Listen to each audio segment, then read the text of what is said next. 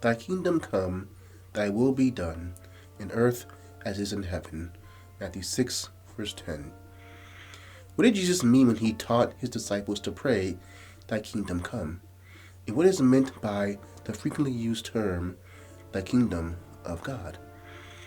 The psalmist gives a good answer to this question in Psalm 103, verse 19. The Lord has prepared his throne in the heavens, and his kingdom ruleth over all. This text describes the extent of God's kingly authority. He rules over all. Psalm 145, verse 13 reveals the duration of his kingdom. Thy kingdom is an everlasting kingdom, and thy dominion endureth throughout all generations. So not only is God's kingdom everywhere, it is also everlasting. But into this universal eternal kingdom there came a rebel.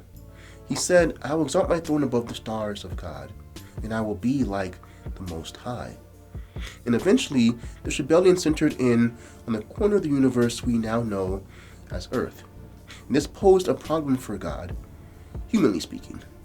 He could neither ignore the rebellion nor crush it by force, for neither course of action would be in harmony with his character.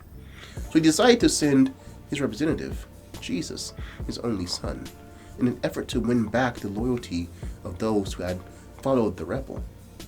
Jesus was to pay the ultimate price of submitting to death at the hands of the rebel's followers, in order that he might break the power of the enemy's influence on the minds and hearts of men.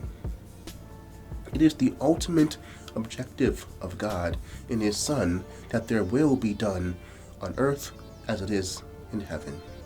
This objective will be fully realized when God again reigns in the universe where there is no rebellion.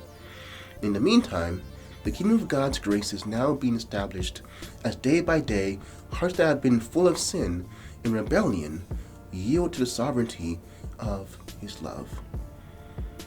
This is another way of describing the gospel. That is why Jesus used the term the gospel of the kingdom. It is good news to know that there's a king who will ultimately prevail and that he will share his victory with his loyal subjects. And as always, think on these things.